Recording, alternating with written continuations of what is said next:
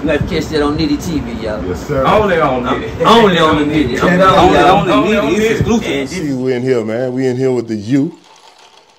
One half, 1/3 of them. One third of the U, man. Lil Yah. U.n.l.v, man.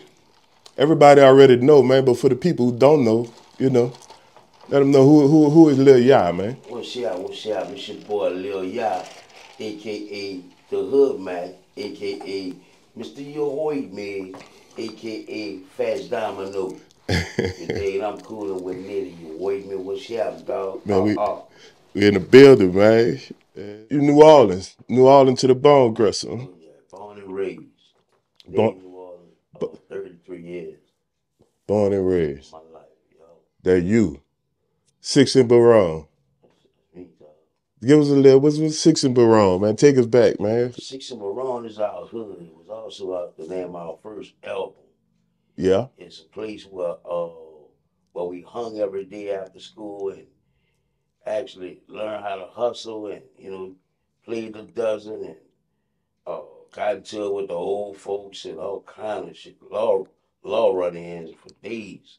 You know, 6 and Baron it wasn't a project, but it was a little worse than a project. You know what I'm saying? Damn, it was worse than the project? Yeah, we surrounded by the Melvin Cali. You know, we from uptown, the third wall. You know, and it's in the middle of all those projects. You know, that's the hood. That's basically the popping hood, 6 and B, and we put that on the map. 6 and B. Hey, look, my brother here with me right now. What we went riding at last time we went to New Orleans? Straight to 6 and Baron. Look, we was right. We was in the. Oh, we was going to do some business with that season, and I said, man, let's go ride on 6. All real time. I said, man, let's go see what 6 and Baron. We Googled Baron, then we just rode around till we hit 6 or whatever. And I just want to see, you know what I'm saying? It looks totally different. It looked different. You know what I mean? It's totally different. But you had cats like Mr. Servo, Tyler Perry. Okay. Tech Nine never done 6 and Baron. Yeah, I heard Tyler Perry was from around there. Block, you know what I'm saying? Okay. All in that same block. So, I mean, we had fun, man. Our childhood was serious, you know what I'm saying? Real fun. So I guess, you know, what they did to it now, pretty much they sold it off and they turned it into Airbnb and shit like that. So they gentrified it, you know what I'm saying? So everything is sky high. You got more whites in the hood than blacks now. You know, only homeowners that's from, you know, if you're a homeowner and you from when I was in the hood, you still around. Mm-hmm. My family house is still in there. We wasn't more on the it type shit. You know what I'm saying? We played sports a lot, and we was very competitive playing sports. We fought a lot. You know, we used to have a lot of our games was physical games. You know, like we'll get some boxing gloves, put powder on the glove, and you get hit 3 times in your face, and the powder showing. That means you're knocked out. And, you know, we really had physical games going. You know, not saying we was the roughest kids or you know around nothing like that, but we just wasn't with the it all the time. We was more into sports and like I say, wrestling and boxing and shit like that. You know what I'm saying? But we also, you know, rode bikes, motorbikes and shit like that. Go-karts, we was into that. You know, actually, Yellow was like one of the first dudes in the hood with an elite. The name u.n.l.v. What inspired? Where that name come from? Like how y'all came up with that name? Well, we came up with the name u.n.l.v. from my cousin D.H. the Great. Shout out D. Him and his partners, you know, they went to Holy Ghost, which was a Catholic school uptown, and it was like maybe 4 or 5 of them. And they went by the name of u.n.l.v. They never rapped or nothing like that. Okay. They just hung together and they called themselves Uptown Niggas Living Violent. So that was like the street name? Oh, yeah, I got you. You know how they say gang now, everybody got gang and all that, you know? Yeah, I know. See back then a group of people be a posse or a crew up, you know what I'm saying? Click. Yeah, where I'm from, we had a little group called they had LAP and all kind of little stuff. Yeah. The Viking, So I know where you at with it. I mean, I wouldn't consider ourselves as a gang because it was only like 6 of us. You know, and we went by the name of u.n.l.v. I told him, let us get that name when we started rapping, you know, we was initially we was the Sport MCs rapping. Okay. As youngsters. So let's hear a little bit about the Sport MCs. That's how it started, right? Sport MCs where it all started. Like you really. Your sister? Me checking my little sister, Keita J, yes sir. Well, we used to be a positive rap group called Sport MCs. Used to win every challenge. We done won every challenge show in the city at the time. We was like 12, 11 years old. My sister was only 3. And that would really, you know, really shock the crowd when she'll come out rapping, really rapping. You know, so little 3-year-old girl talking about what crack doing to the people in the hood. And, you know, we had some nice, dope little lyrics. You know, me and Tech was always musically inclined. So once we stopped rap, you know, we to try to shorten the story about the Sport MCs, we won every challenge show in the city. We won the major challenge show, WYLD, and they didn't honor our winning. We won a contract for like $500. They didn't let us cut our records, so we were like young and we were like, man, that rap shit ain't real, so we left it alone. Fast forward 19, 18 now, we in Club Newton's. You know, my little sister 8 years younger than me, so of course I wasn't gonna have her in our group talking about little dick and pussy and all, you know what I'm saying? How we come out the gate, you know what I'm saying? So that's where we formed u.n.l.v. Me and Tech already knew we know how to count ball, we were lyrically ready, we knew how to rap, and you know, we knew music, period. So we called ourselves starting a group. So quick question, right? There's a lot of bounce music coming from New Orleans. So it was a lot of party, having fun, you know, doing this and doing that. But when you guys came out, it was straight gangster. You know what I mean? You guys was the first one coming with that bounce flavor for talking that gangster shit. How did that evolve from the Sporty MCs? Well, like I said, we already knew how to rap, and when bounce started really taking off in New Orleans, that's all they was doing was the regular call and chant shit over a bounce beat. Me and Tech already knew how to rap. So we say, man, look, let's put some raps over these bounce beats. You know, it was cool degrading women and shit. You know, that's what the women wanted to hear you call them bitches and hoes and all that kind. You know what I mean? So we were like, dog, shit easy. We wrote a song called Another Bitch. You know, we went news performed Another Bitch, and the crowd went crazy behind it. You know, so to answer your question as far as the gangster rap and shit like that, that's what our method was. We put gangster raps over bounce beats. Yeah. You know, you had the Mobile Jordan doing anything with gangster raps and shit like that, but I don't necessarily see they was doing what we was doing. You know, we invented gangster bounce. You know, Mobile them was doing their thing, but I feel like they didn't have bounce tracks. They were rapping gangster shit over some gangster tracks. Okay. Yeah, that makes sense. Gangster bounce. Yeah, that makes sense. You say it started with you and Tech. So when does Yellow Boy come in the picture? Well, Yellow, like I say, you know, we come up together. Me and Yellow was in Pampers when we actually met. But Yellow wanted to join our group right after he saw us taking off with Another Bitch. He was like, man, I like that shit. I like what y'all doing. He always was u.n.l.v. He always was part of u.n.l.v., but he wasn't a rapper. Yellow was actually a dancer for us. We never actually told people we had official dancers because we didn't. But we would ask Yellow to come with us, come ride with us, and you know, he already be with us with something to do his thing. Yellow was a dancer? A fucking well, dancer. what kind of dancer? It was break. That shit. No popper. No, I ain't saying that, but dancer, but like a real G'd up in New Orleans, they had this dance called the shoulders. And a lot of dudes used to do it. Fifth Wall Weaver was a pro at that shit. Rest in peace, Weaves. Rest in peace, Weaver, man. Do that shit, all that shit. Like okay, yeah. I got you. Was one of the, I got you. That's still with that gangster vibe right there. Gangster vibe, yeah. But you know, that's what he used to do. So he made his transition from a dancer to a rapper. Right around Six and Marone and Another Bitch days. Okay. In between those days, when we actually told B and Slim we wanted to add another member to the group. Okay. Hold on. They didn't want us to add another group. You know, they was totally against it for a long time. But ultimately, it was our group. You know, we came in there with a 2-man group. Now we want to add another member. So they was like, that's on y'all, you know what I'm saying? Y'all make that move. And that's the move we decided to make.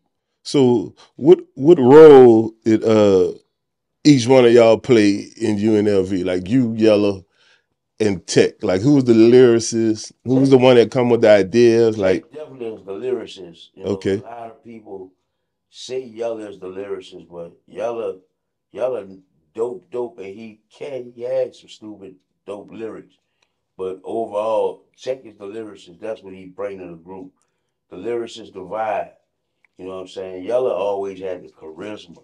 okay, You know, Yella bring the charisma, the motherfucking, the laughter, you know what I'm saying, the mo games. You know what I'm saying, to the group. You know, and I always was the energy. okay. You know what I'm saying? I keep everybody the glue and the energy. You what you mean? Straight up.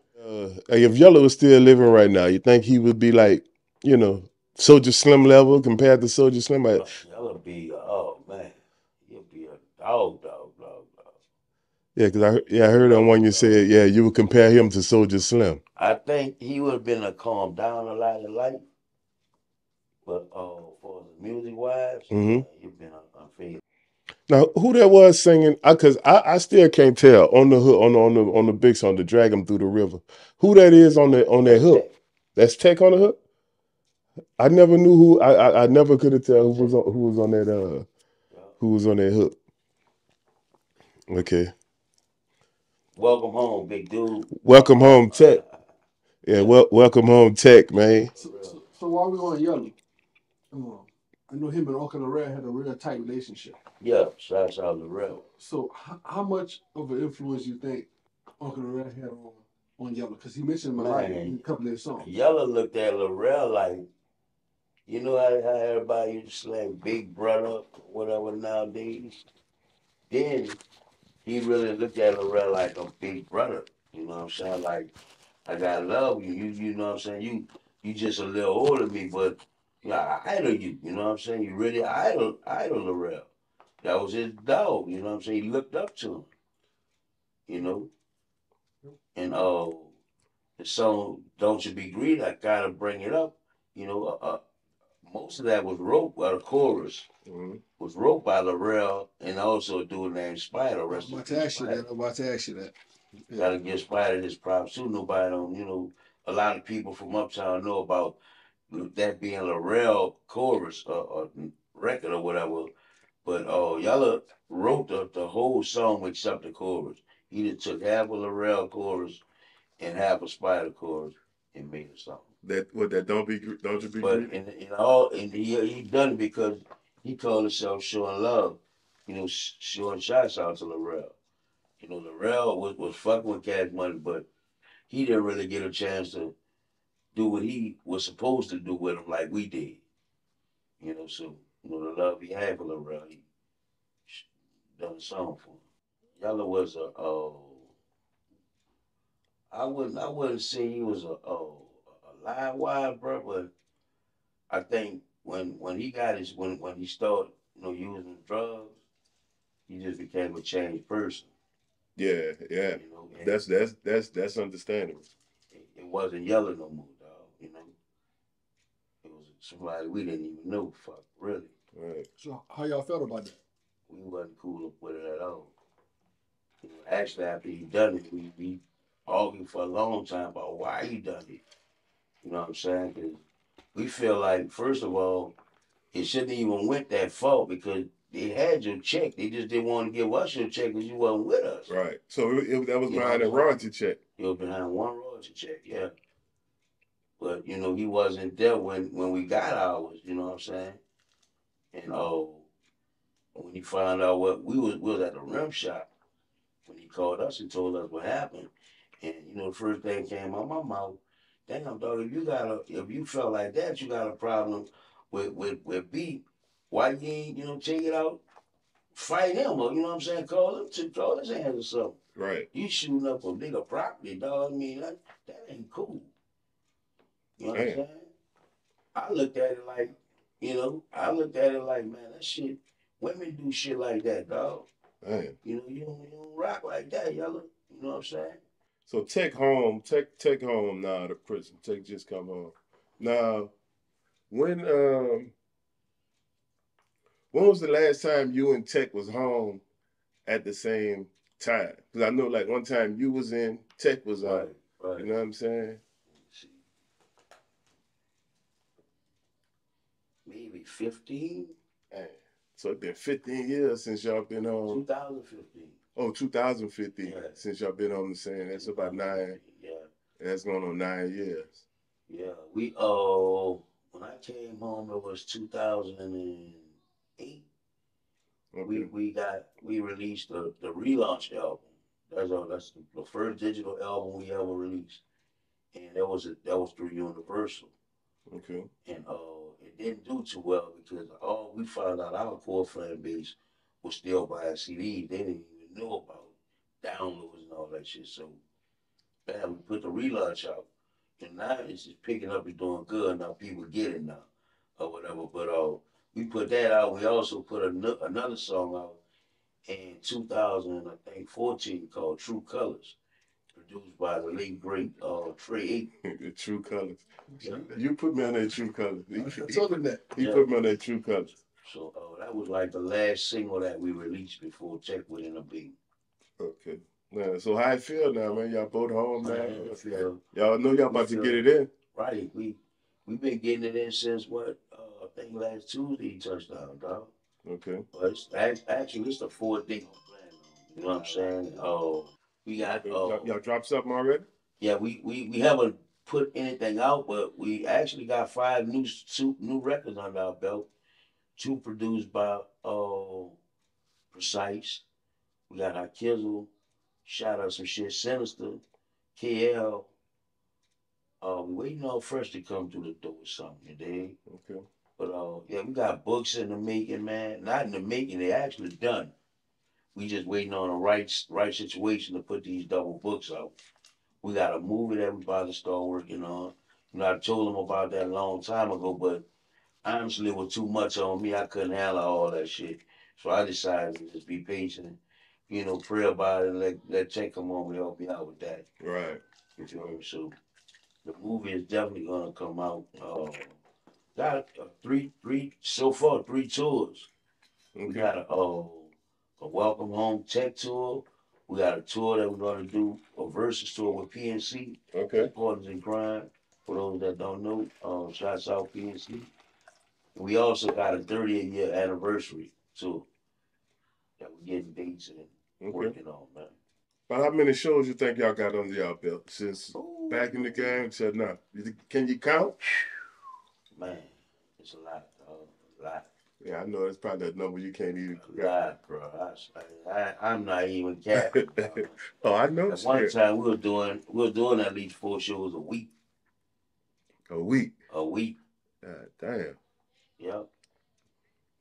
Yeah, I know y'all was getting in there, right? Shit, give us a crazy app or a wild app one night, you know, on the road, doing the shows, just some wild shit or some fun shit On the road, that popped off. Let me see.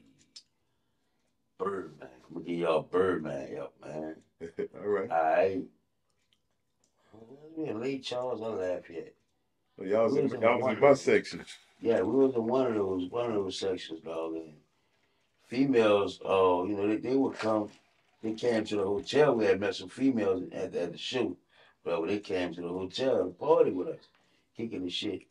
So, you know, we'll baby them and make sure we in our rooms, you know, chilling or whatever before they go relaxing, you know what I'm saying, do their thing or whatever. So it was a particular night. You know, baby he never really rocked with too many females on the road with him. Half of the time he'll have whoever he gonna bring with him, you know what I'm saying? Mm-hmm. So this particular night, I don't know what the fuck he was tripping on, but we had some bad bros, bad little bros coming out of the room, dog. He stopped them at the front desk and told them that we had an early flight in the morning. He said they got an early flight in Miami in the morning. Y'all can't go up there. We didn't find out till like maybe an hour later. We saw the chicks, all of them getting their cars, getting ready to come to the room, but we wondered why they didn't get there. You know what I'm saying? Yeah, they ain't So no they called us. They were like, man, Birdman told us, calling Baby at the time. Baby told us y'all had an early flight and they just called y'all because y'all couldn't have company. I was like, what? Man, we laughed. We must have clowned Baby all the way back, bro, because he never knew that we knew that he went out like that. Right. We wasn't tripping on it because we never, I'm talking about females never got nowhere, nothing we was doing, period, you know. But it was just a fun moment, dog. We clowned him, man. We was laughing at that shit, man. He stopped y'all action that night, huh? Yeah, bro. Yeah, but it was like they Charles Lafayette with that, man. The beef with partners in crime. Yeah. Was that music or was that was real street shit? That was music. That was real street shit, bro. You know, that was real. Oh, they didn't like us, we didn't like them. What started that beef? You got several different stories of what started it. Now, my story is different from everybody. Like, Check's story different from mine. Mina's story different from Kango. You know what I'm saying? But my story is they didn't like us because Baby asked us to audition Partners in Crime to sign with Cash Money. We told them they wasn't ready. We thought they were trying to be like another u.n.l.v. And also, I felt like they didn't like me because I was dealing with one of their partners, rest in peace, Third. I was dealing with one of their partners, Baby Mama. You know, so I was like, hey, let me take that personal.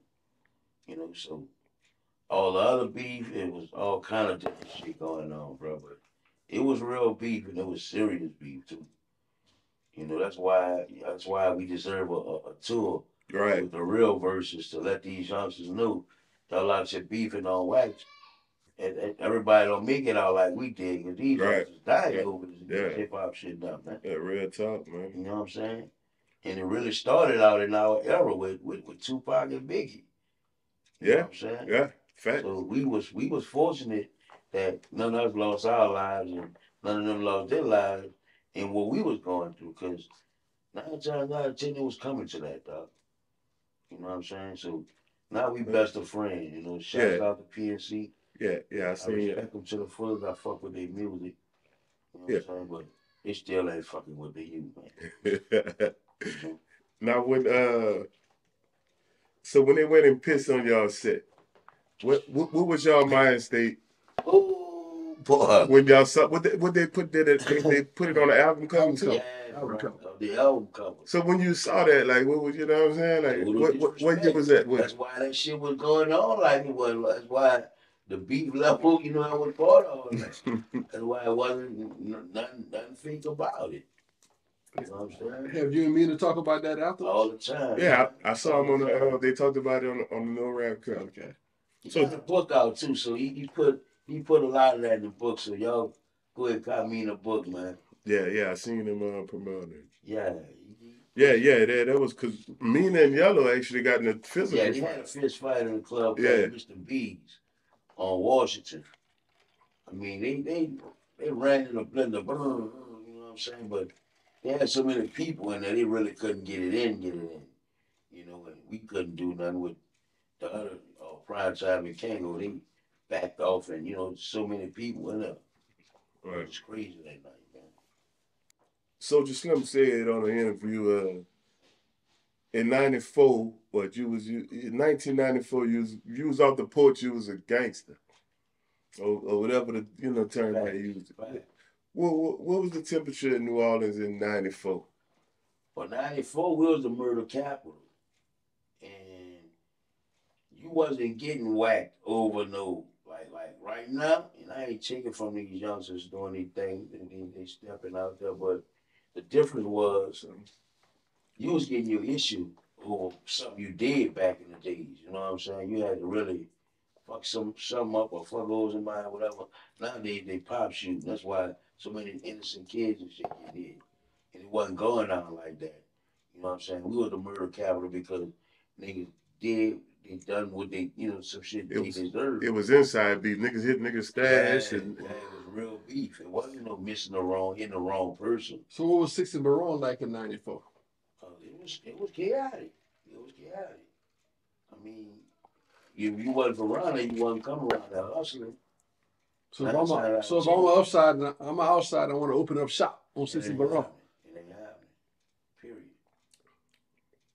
That's one thing that Six and Barone, I mean, wasn't have doing it on. I know one little dude that rap like that. The dude named Ruger. Shouts out to Ruger. Matter of fact, I just uh interviewed Ruger on my podcast and I told him, boy, you the only little nigga I ever saw do something like that. And it was because his cousin Lil Bo, everybody knew Lil Bo in the hood, he could be on with everybody. So that was his little cousin. You know what I'm saying? So in order to do the daddy do Ruger something, you gonna have to do both of them. And the nigga had too much love for both. So and Ruler wasn't no scary little nigga. He come around and let his nuts hang, knowing how it was and still hustling. But other than him, I don't know nobody that came on 60B that wasn't from around there hustling. Real. So when do the hustling start? So y'all was 40 MCs, right? Then u.n.l.v. transitioned to u.n.l.v. So when the does hustle start? Yeah. Right out of high school, going in the news, before we picked up the mic, that's when the hustling started. When we tried jobs and was like, man, that shit ain't funny, man. Fuck that shit. Shit, that wouldn't work, you know? We tried jobs. So the youngsters looking at this, I mean, I ain't knocking your hustle at all, but at least try to work legit, man. Get a legal job. You know what I'm saying? That's the best advice I could give you. You know what I mean? I ain't trying to be no role model or nothing like that, but I am old enough to pass a little knowledge down. You know what I'm saying? Okay. So when we found out the job they weren't working, like when we was kids, we were fortunate. All three of us got what we wanted from moms and pops. All three of us had a mom and daddy. Right. You know what I'm saying? Check Daddy died when he was like maybe 12. But you knew what it is to have a father. You know what I'm saying? So it's just something that we wanted to do, bro. We got on the block. It was around us. It was a part of our community. You know what I'm saying? And all the OGs were like, they looked at us like little BGs, you know what I'm saying? They never looked at us like little boys. Yeah. We was in the 6th grade going to high school dances with niggas that was out of high school. Like Mr. Servon, his whole little posse. That nigga was way older than us. That was our crew. We used to hang with them, you know what I'm saying? Okay. Go to dances and we couldn't even wear ballads and shit. Our feet was too small to wear ballads. Yeah, I remember they started in size 7. I was crying like motherfucker. Mom bought me to get some ballads. My feet couldn't even fit them. Y'all was young niggas hanging with the old niggas. Yeah, man. That's how we come up, bro. So BG just coming home. Shout out B Jizzle. Shout out B Jizzle, man. BG say he came up under the u.n.l.v. No doubt. So how did y'all meet BG, y'all? You know what I'm saying? Well, BG honestly came up on, he was born on 4th in Barone. And that's on the corner from Yellow, around the corner from me. But when he got to be like maybe 10, 11, he moved on VL. Now, honestly, we had forgot about him as a kid because he was a little baby around our house, but we never forgot his mama and his family. They was like our family. You know what I'm saying? But yeah, when we hooked back up with him, he was getting ready to sign with Cash Money. His mama was like leery about letting him sign it because she knew their reputation of being dope boys. But like I said, his mama knew me since I was a kid. And all it took was for me to tell her, they legit, we signed with them. We rap now. She know my whole family. So, she went on my word. Okay, so you talked to BG Mama before he signed with Before him. he signed. Okay. I'm not saying that I introduced him to Baby because I feel you. Yeah. Baby knew him and Stan actually let him rap, BG rap for him. But like I said, Sid knew me. She knew, when she knew me from when I was a child. And we were signing Cash Money already, so that helped her make the decision to let him sign. So you just said Stan. So be staying on the barbershop, right? Yeah. So I hear a lot about that in songs and so forth. How important is that barbershop? Because I hear when Burbank goes to New Orleans, he goes straight to Stan or whatever. So how important is Stan barbershop? Stan is like monumental spot. He used to be, his barbershop used to be directly across the street from Baby them house on VL. So he moved in on Ferret, and another barber was used to be a man named Dennis. Now Dennis used to be a popular barber uptown. I don't know if he did or what, but he was an older guy. But Stan Barber was actually on VL in Magnolia for the longest, and he was the hood barber. Not only that, Stan was always a cat of wisdom. You know, he ain't never liked to see youngsters wilding out. You know, he went to school with us. Actually, he graduated with Mystical a year before Mystical. All of us went to high school. I was a freshman when Stan was there. You know what I'm saying?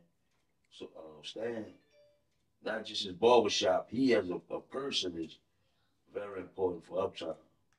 So how did y'all end up signing with Cash Money? We had a dude by the name of T-Bone. He's still a producer in New Orleans. But he produced another bitch at his house. We actually went to his house in the studio and recorded it. And we went to see, man, Check was selling the tapes. We was dubbing them, selling tapes $5 a pop. We done that for like maybe 4 months. We sold a lot of tapes. You know, we said, decent money, just me and him. We said, decent money off that shit. And Baby them just got a hold of a tape. And they asked to meet us through Kevin. Kevin was T-Bone's partner. Kevin told T-Bone that guy was starting a record label when he wanted to holler at us. And he asked us to meet him at the office. So we just met him at the office. We didn't have dreams of like this. Being big old rappers and like, all we really want to do is make a record, dog. We had street money, you know what I'm saying? Right. We had street money at the time. So we just really wanted to make a record. You know, we could do this shit. Okay. So after signing with Cash Money, was the first album or first song? Like, what was the next move after that? It was the album. Because we went to them with a single.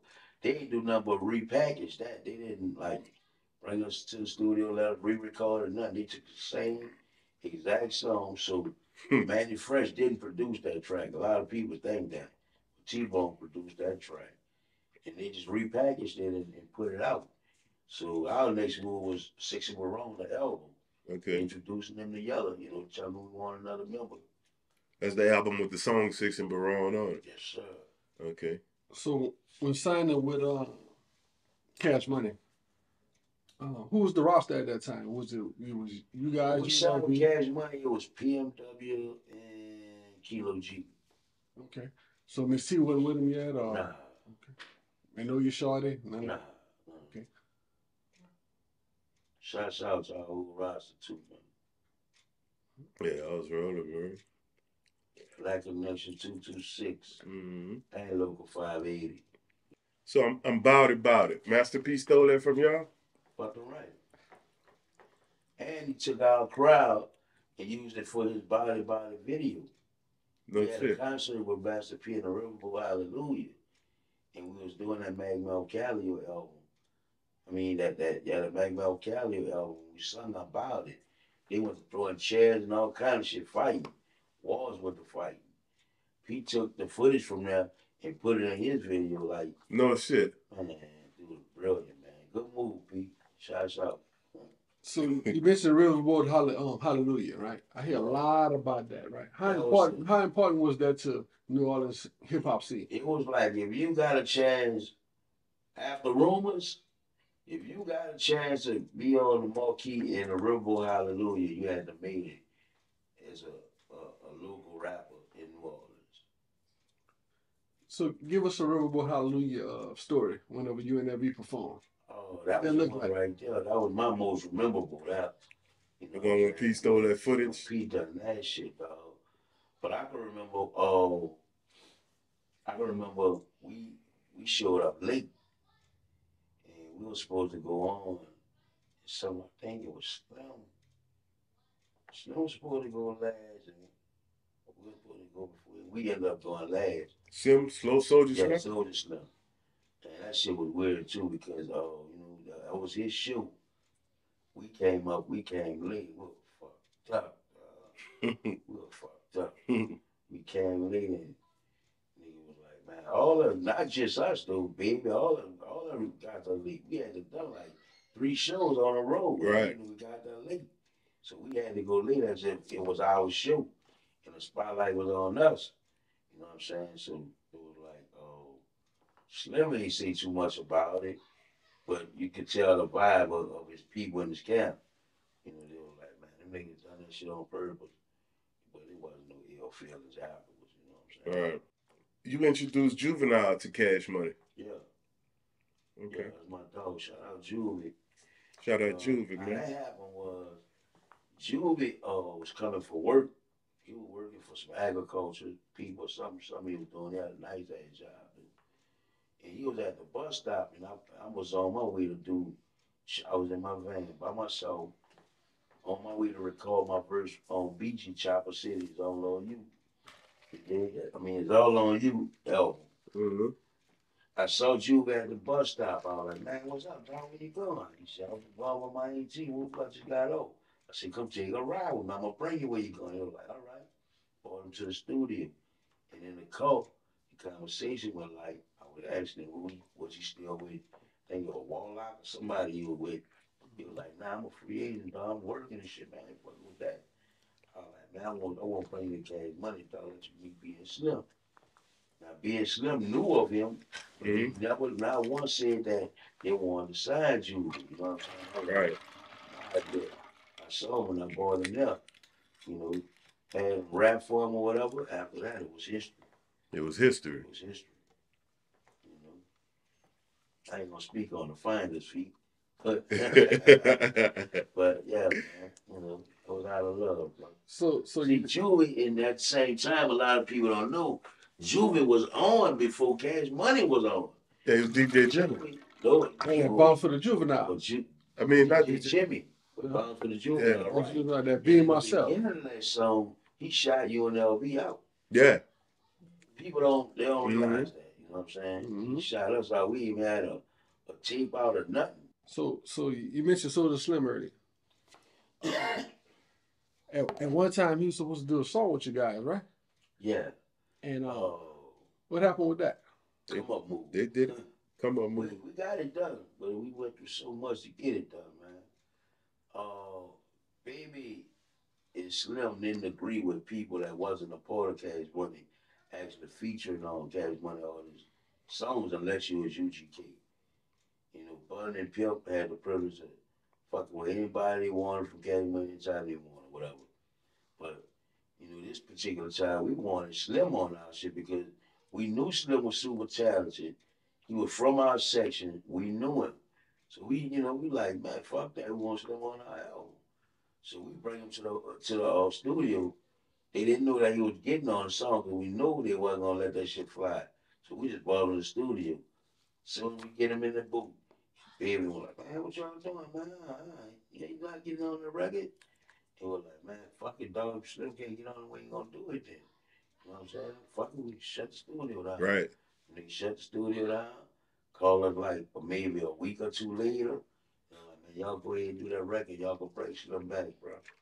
That's how it happened. That's crazy how that worked. Cause see, like with Baby and Slim being the CEOs, and y'all being the artists that's in the street, y'all go know certain shit that they might not know. So y'all knew was happening with Slim. Right. They probably didn't know or see it. Then they probably did the research. I think with Slim, I don't think that he knew what Slim was gonna be. You know, Slim, like you saying, he didn't know.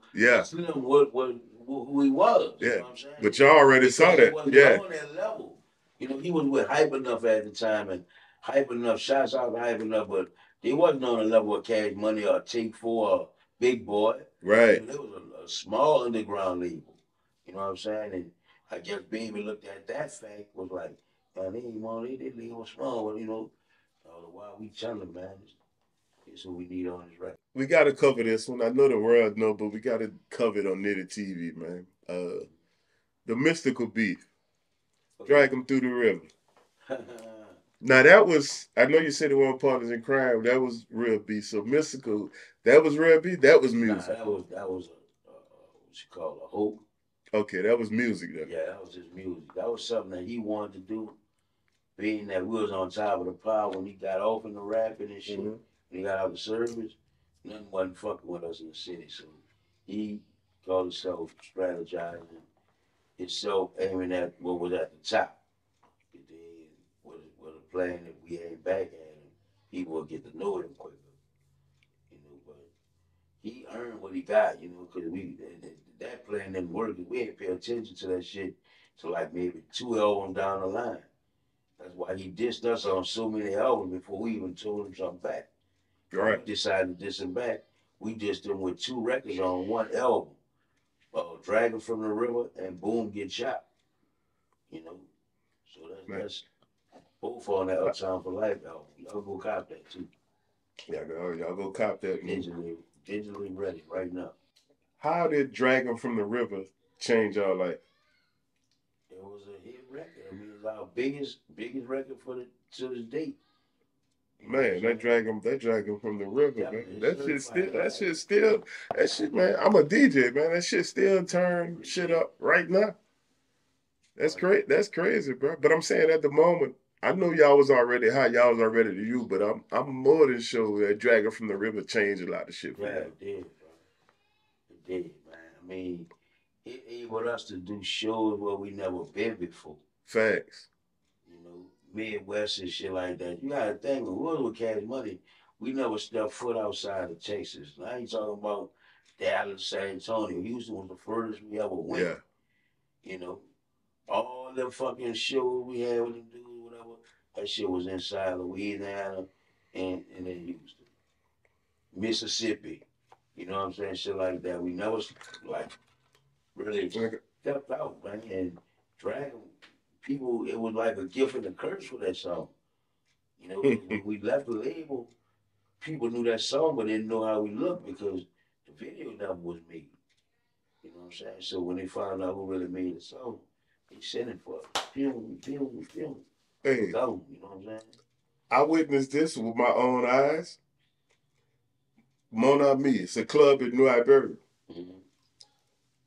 This was probably right in the mix of when the song still hot, but right when y'all first drop it, around that area.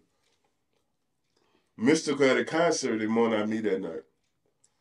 DJ playing Drag 'em Through the River. Mystical turning up in that bitch on that Drag 'em Through the River. Yeah, you liked it. Nigga was going hard in that bitch. Nigga was feeling that bitch in there.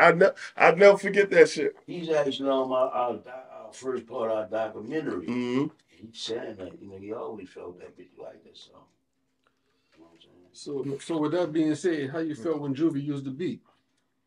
I was cool with it. I thought that was another plan. I mean, another like alley-oop to keep our name, you know, relevant. Yeah, I can feel that. You know what I'm saying? Now when Wayne done go DJ, I was kind of fucked up about it. I was still young. That was a question I had for you. I was still young, and I'm like, man, Wayne too challenging to have to, you know, get a hit from us, bro. You know what I'm saying? I told you about that the other day. We been here. I say, man, that Go DJ, that was a big song of you from, and y'all was more underground, but y'all still had y'all fans in y'all region where the song still was in rotation before that. But Wayne them was on a bigger level, so yeah.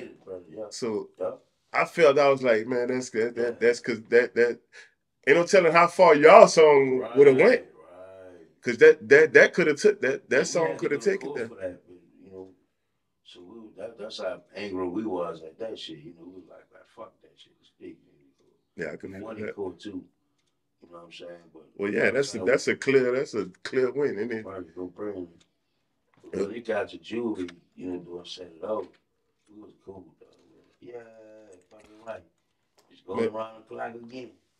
I tell you, Dragon from the River is not just Dragon. Uptown for Life album is platinum now, man. Oh yeah. We're trying to push this platinum on a digital platform now. Shit, yeah. You know what I'm saying? How many times y'all been through Lafayette, the 337, New Iberia? Love Lafayette, man. Love Lafayette. New Iberia, Bull Bridge. Oh, what is it? Cane Crew? Cane Crew, yeah, man. Fuck with, man. Y'all done been all through that bit. since '93. We had a concert with Tupac in Lafayette, man. At Strawberry. Strawberry. Remember that? 1993, the real Tupac. So you was in there at night, Pac? Snatch your chain and all that. I was there that We night. went on stage right before that shit happened, man. Yeah. I had Troy D on there. Troy D told the app about it too. With his Pac chain. So y'all was in there that night. Was in there that night, man. Pac jumped off the stage on a nigga and got his ass whooped. Really. God damn. He showed he had heart. You know Right, yeah. I can't remember none of the dudes that was on stage with him helping him. Right. They were trying to like pull him back up and let him do away and scrap. Black Pac was scrapping, man. We were fucking Pac up. Too.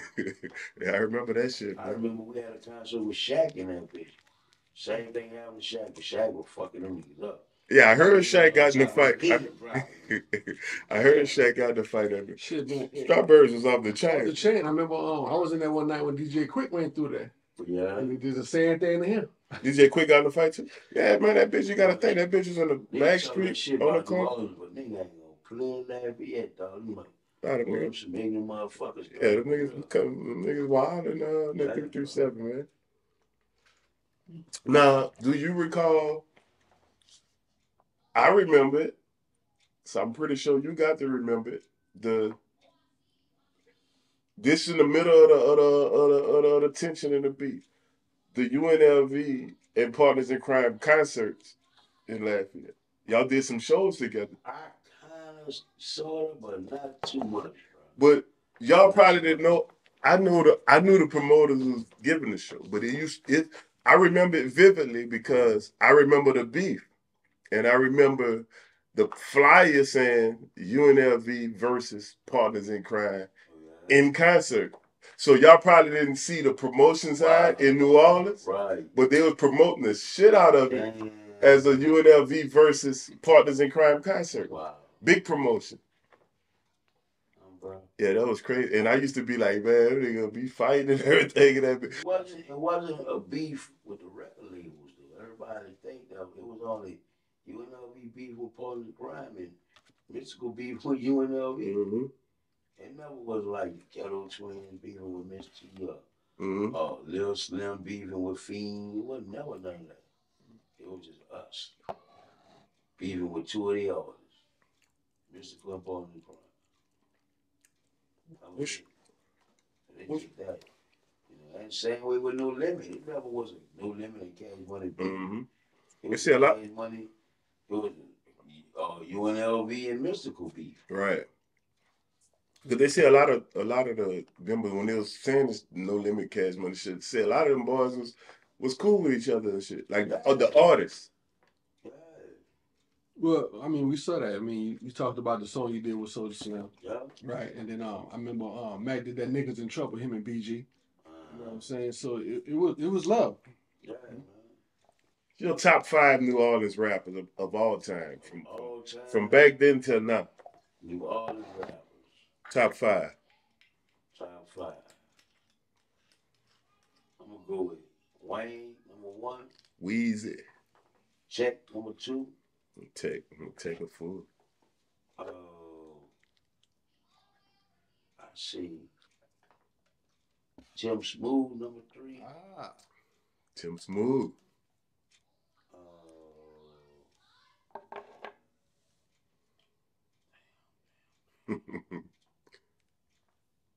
Feel I Feel, number 5. Gotta go to number 4. Hey, Feel I Feel, nigga be sleeping on Feel I Feel.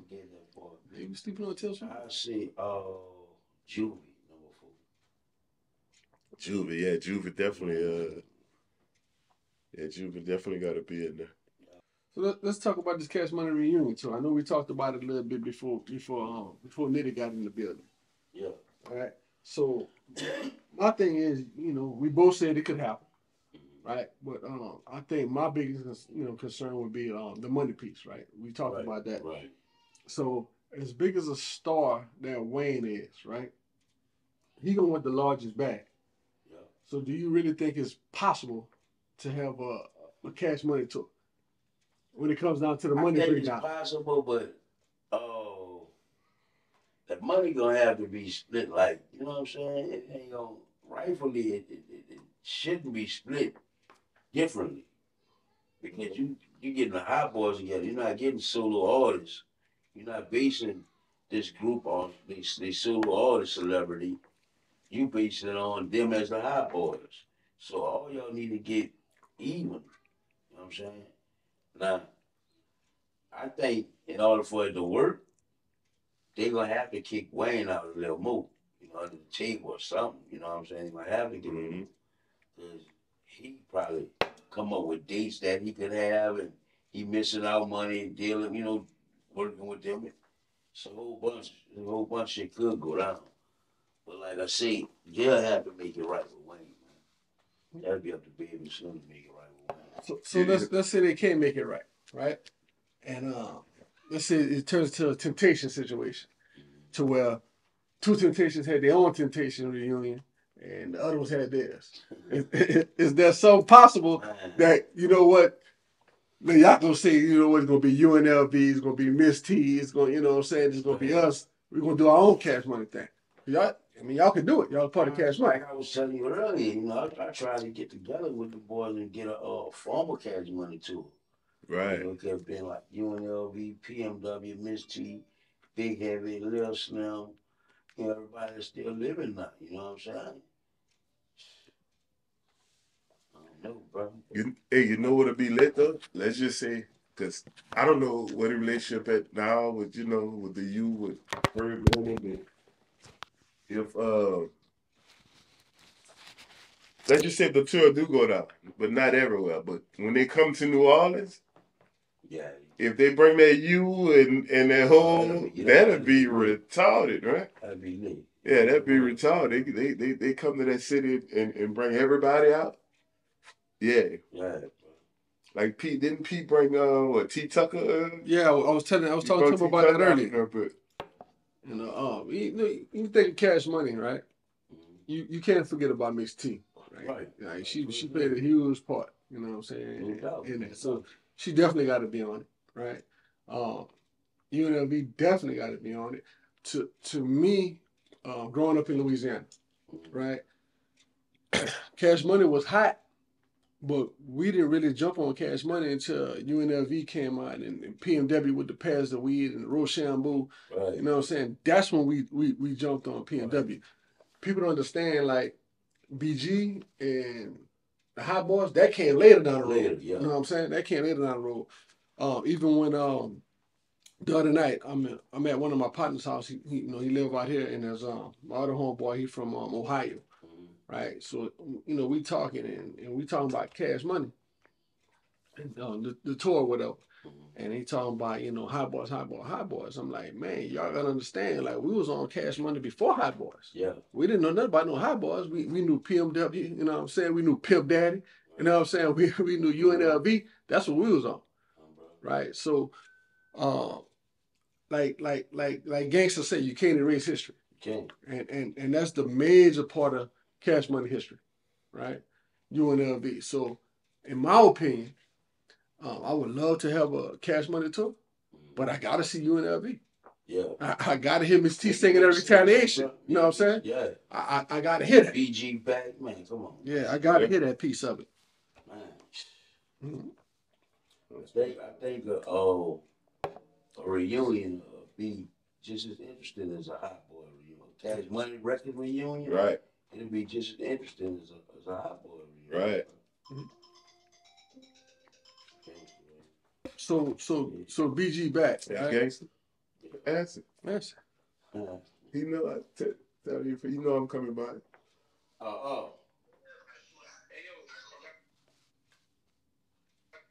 You bring it up. Hello? I got a take on the phone. Nitty interviewing me right quick. What's happening? I'm going to send this money to you. I want to make sure that this is the right thing I'm sending to right quick, bro. Where Nitty at? You right here. What's happening? Yeah. Yeah. Hey, y'all handled that business yesterday? Oh, he came Monday? Oh, all right. Oh, okay. Man, you said Friday, huh? No, I ain't told you. You never gave me his number. I told you what it was. You said you were gonna handle it.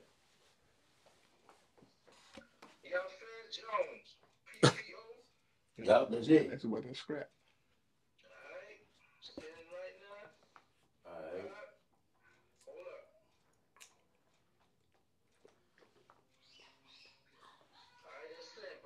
Alright. You can ask in a minute, check. Alright. What's that?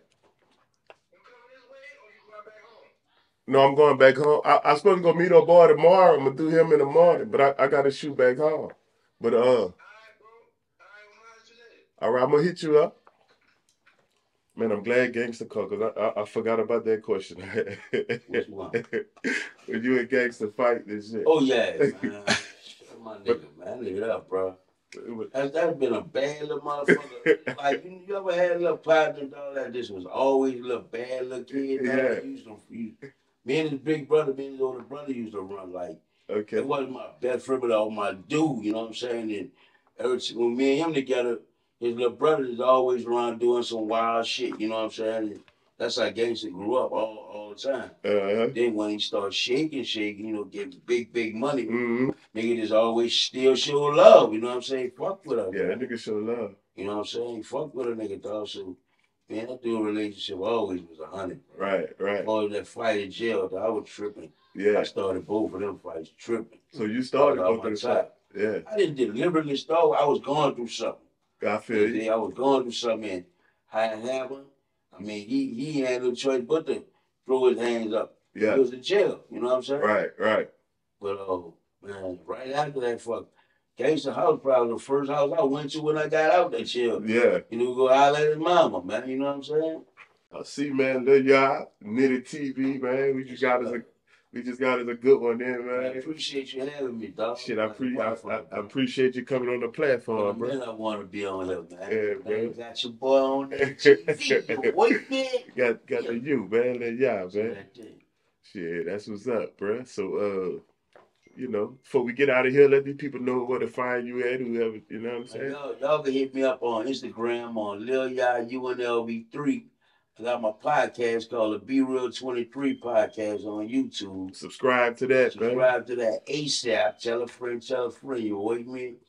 The big homie Technic came home. Y'all can go look him up at Check 9 u.n.l.v.